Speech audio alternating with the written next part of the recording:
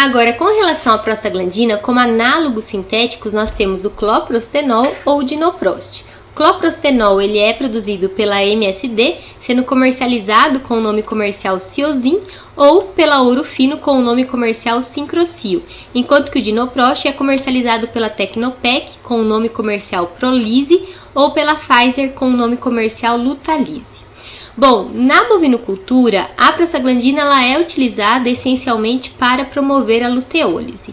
E ela pode ser utilizada isoladamente ou em associação com progestágenos, constituindo os protocolos de ATF.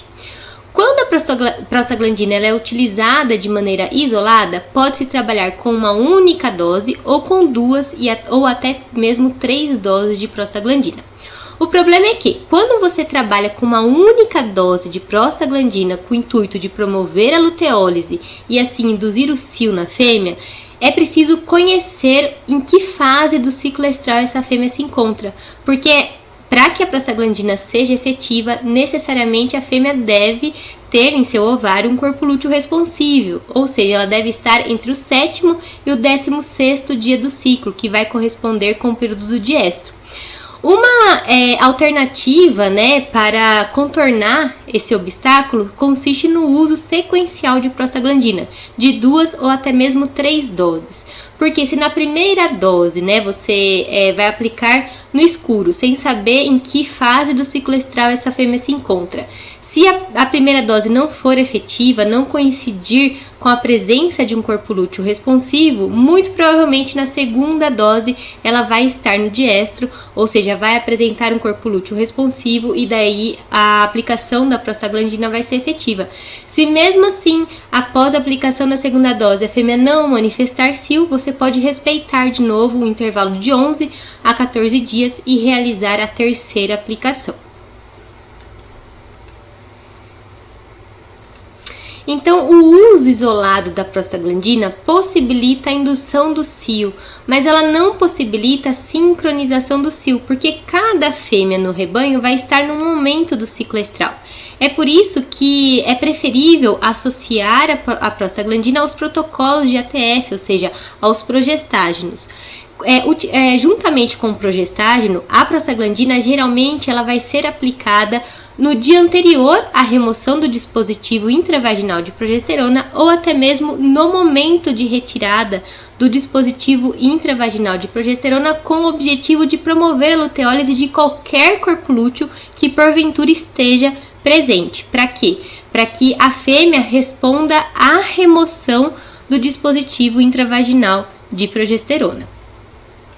Isso porque, se no momento de retirada do dispositivo existir um corpo lúteo, a fêmea não vai responder aos nossos comandos hormonais, ela vai responder ao corpo lúteo, ou seja, o corpo lúteo, a progesterona endógena que vai determinar o mecanismo do seu eixo hipotalâmico hipofisário gonadal.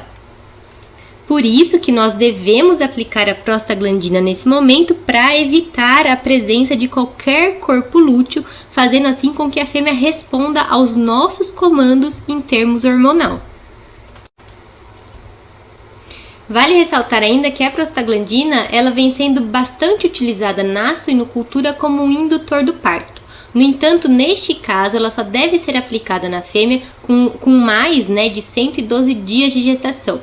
Lembrando que a matriz suína apresenta uma gestação com duração em torno de 114 dias. Então, após a aplicação da prostaglandina, em torno de 20 a 36 horas, a fêmea entra em trabalho de parto. Então, geralmente, se você aplicar a prostaglandina hoje, no período da manhã, na manhã seguinte, essa fêmea vai entrar em trabalho de parto.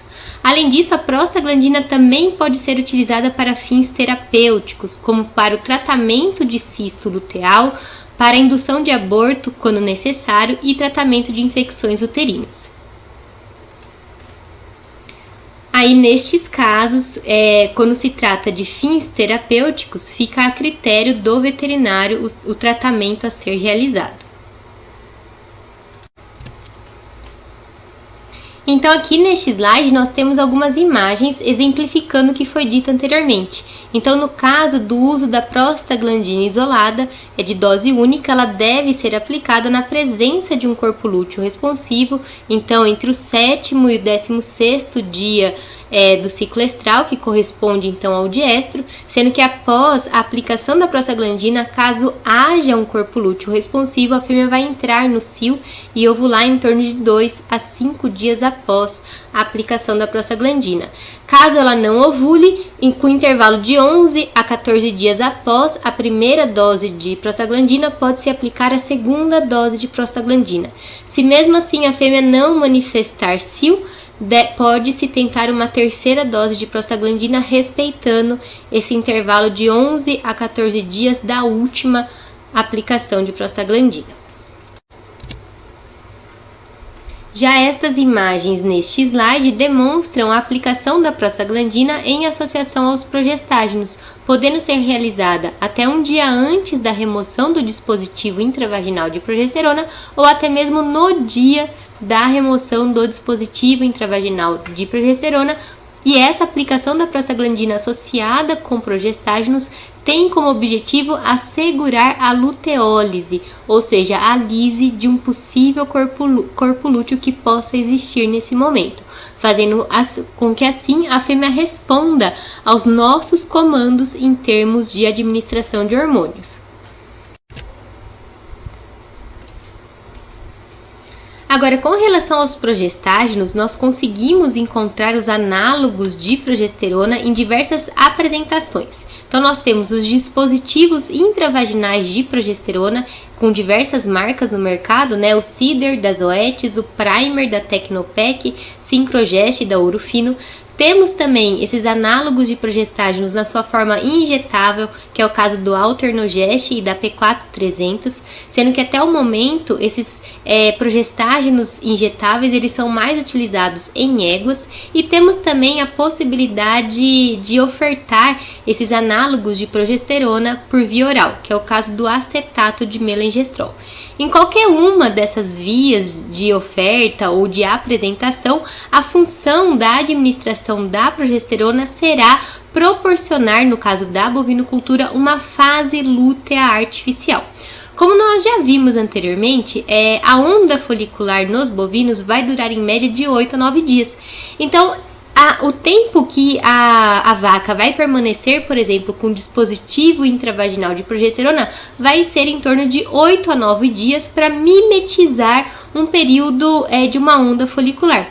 Então, geralmente, esses progestágenos, esses dispositivos intravaginais de progesterona, no caso da vaca, eles são utilizados em associação ao estradiol. Porque, como nós já vimos anteriormente, o estradiol sob altos níveis de progesterona vai promover o recrutamento de uma nova onda folicular, além da ovulação ou atresia de um possível folículo dominante no momento da sua aplicação e inserção da progesterona. Então, o objetivo da utilização desses progestágenos é promover a sincronização do cio e, consequentemente, da ovulação.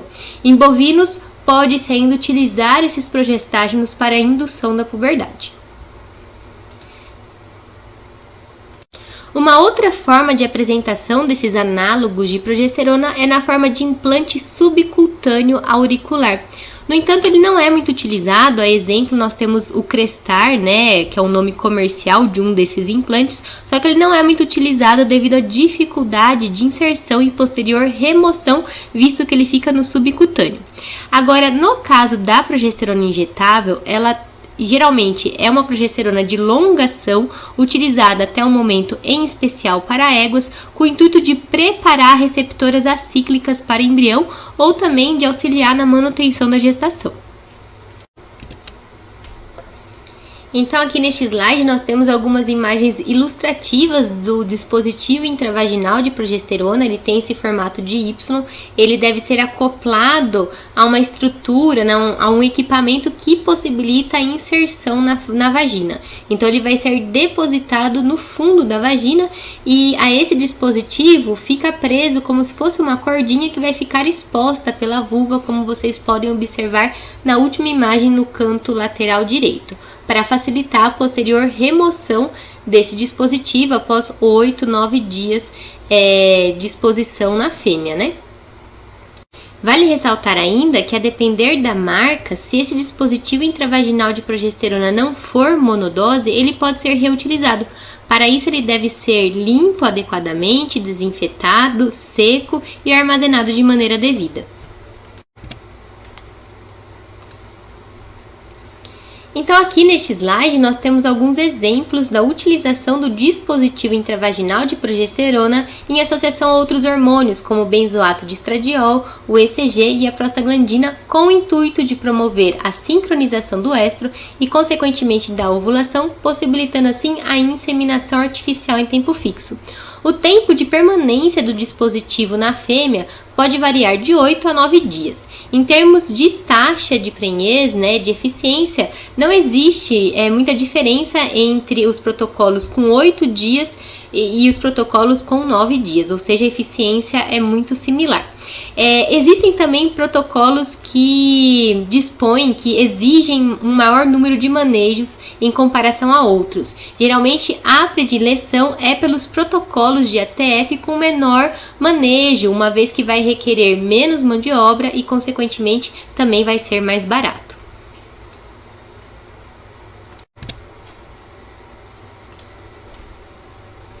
Além disso, em novilhas pode-se utilizar os progestágenos para indução da puberdade, desde que essas fêmeas já tenham alcançado a condição corporal adequada. Com este intuito, pode-se utilizar o dispositivo intravaginal de progesterona, o qual deve ser mantido por 12 dias, ou até mesmo a progesterona injetável de longa ação. E pode-se também, se houver interesse, associar o uso desses progestágenos ao estradiol. No entanto, evidências demonstram que a associação do estradiol com o progestágeno não aumenta muito a eficiência em termos de indução da puberdade. Aqui um detalhe importante: para a indução da puberdade pode-se utilizar uma concentração menor de progesterona. Então, quando se trabalha com dispositivo intravaginal de progesterona, ele pode ser de terceiro ou quarto uso. E quando também se trabalha com estação de monta, vocês podem tentar induzir a puberdade nessa fêmea em torno de 30 a 40 dias antes da estação de monta. Ainda com o intuito de evitar a reabsorção embrionária nas primeiras semanas da gestação, garantindo assim uma maior eficiência em termos de taxa de prenhez, pode-se aplicar a progesterona injetável em torno de 4 dias após o IATF. Ela vai ter a mesma funcionalidade que nós conversamos para o GnRH e HCG aplicados após o IATF, ou seja, essa progesterona ela vai garantir uma maior viabilidade do corpo lúteo e, consequentemente, níveis mais altos de progesterona circulante.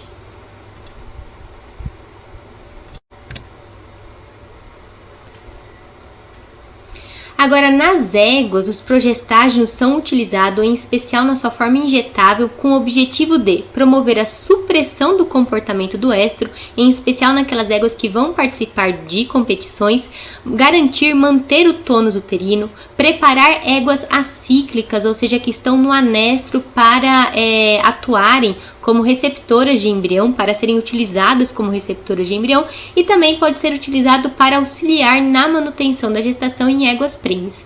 Mas o principal uso desses progestágenos injetáveis na égua é justamente preparar éguas acíclicas, ou seja, que estão no anestro, para atuarem, para servirem como receptoras de embrião.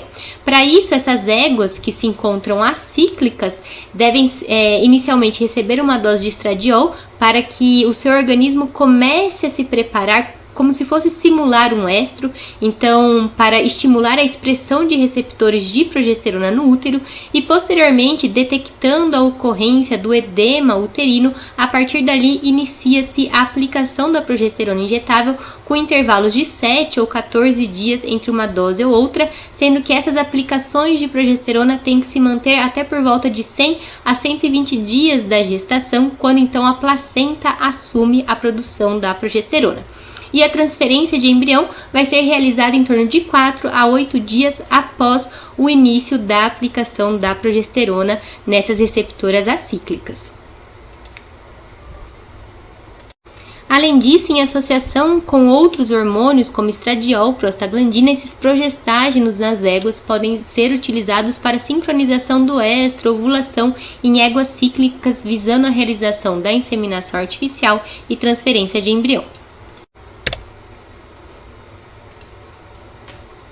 Agora, o ECG, também conhecido como PMSG, como vocês bem sabem, corresponde à gonadotrofina coriônica equina, também conhecida como gonadotrofina coriônica da égua prenhe, que é produzida lá pelos cálices endometriais que aparecem por volta do 40º dia da gestação na égua.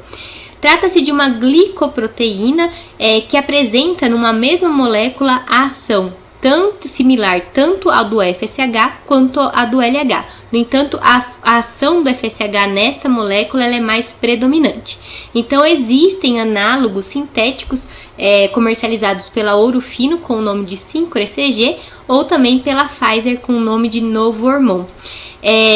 Aí, essa molécula, o ECG, os análogos de ECG, pode ser utilizado tanto para estimular o crescimento final do folículo e consequente ovulação desse folículo associado a protocolos de ATF, ou então para promover a superovulação.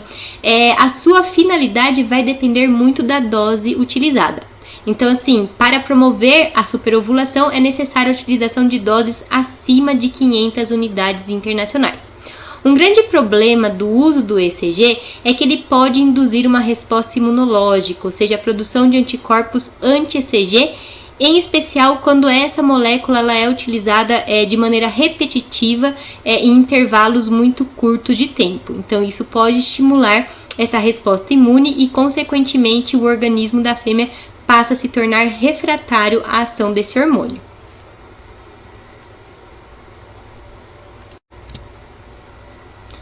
Então, aqui neste slide, na primeira imagem acima, nós temos um protocolo de ATF com o uso então de dispositivo intravaginal de progesterona em associação com outros hormônios, como o benzoato de estradiol no D0, o cipionato de estradiol no D8, associado à prostaglandina e também ao ECG. Então, associado ao protocolo de ATF, o ECG aplicado no dia da remoção do dispositivo intravaginal de progesterona tem como função promover o crescimento, a maturação final desse folículo.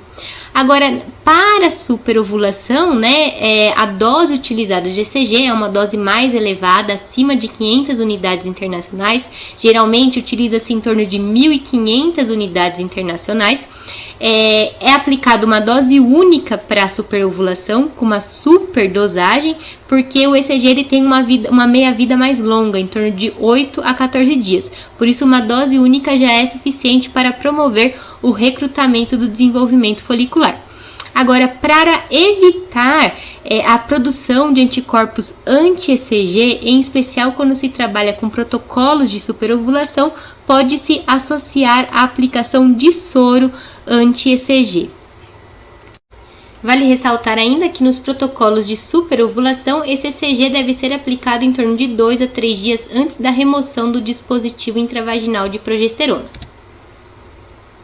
Então, aqui neste slide, nós temos uma imagem ilustrativa demonstrando o recrutamento folicular a partir da aplicação do ECG.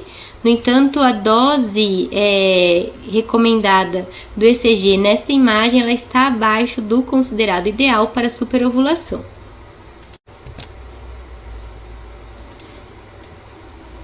Agora, como análogos do FSH, nós temos algumas marcas comerciais, que é o Foltropin, que é exclusivamente FSH, e o Plusette, que é uma combinação de FSH e LH. O FSH ele pode ser utilizado com a mesma finalidade para a qual nós discutimos o ECG. Então, ele pode ser utilizado associado a ATF, sendo aplicado no momento da remoção do dispositivo intravaginal de progesterona, com o intuito de promover o crescimento folicular final, ou também ele pode ser utilizado em protocolos para transferência de embrião visando a superovulação da fêmea. Para isso, vai ser necessária a utilização de doses mais altas. No entanto, a meia-vida do FSH ela é mais curta em comparação ao ECG.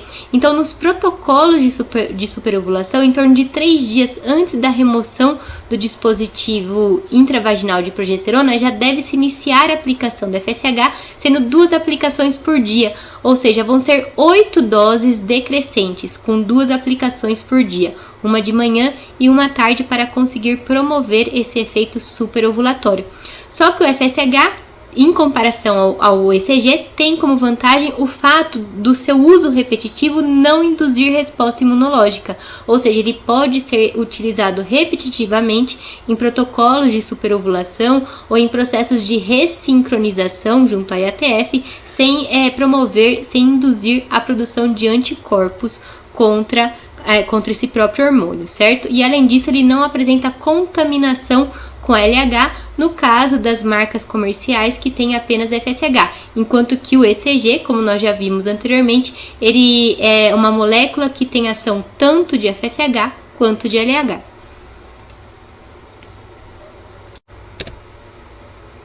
Então, aqui neste slide, nós temos uma imagem ilustrativa exemplificando, a aplicação do FSH de maneira contínua em torno do 3º ou 4º dia antes da remoção do dispositivo intravaginal de progesterona e o efeito dessa aplicação promovendo o recrutamento folicular na superovulação.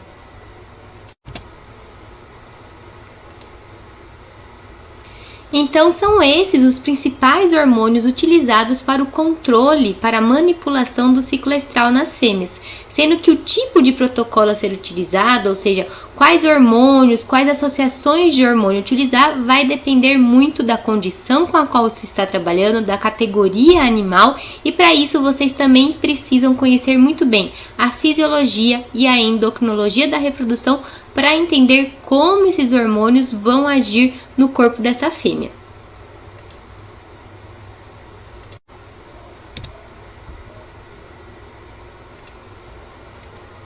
Então, o sucesso em termos de taxa de prenhez, em termos de eficiência desses protocolos de ATF, vai depender de vocês estarem utilizando um protocolo hormonal que seja adequado para a raça, para a idade, para a fase reprodutiva e também para a fêmea em si, para o indivíduo com o qual vocês estão trabalhando.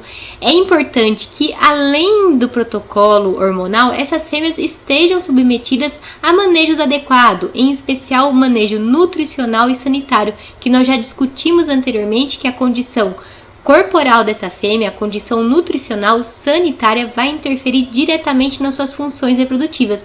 Então, não adianta nada exigir de uma fêmea que não apresenta energia suficiente para ser destinada à reprodução. Então, primeiro, ela tem que ter energia para atender a sua mantença, garantir a homeostase corporal, para depois sobrar energia para as funções reprodutivas. Então, só compensa você investir em protocolos hormonais se as fêmeas estiverem preparadas para isso.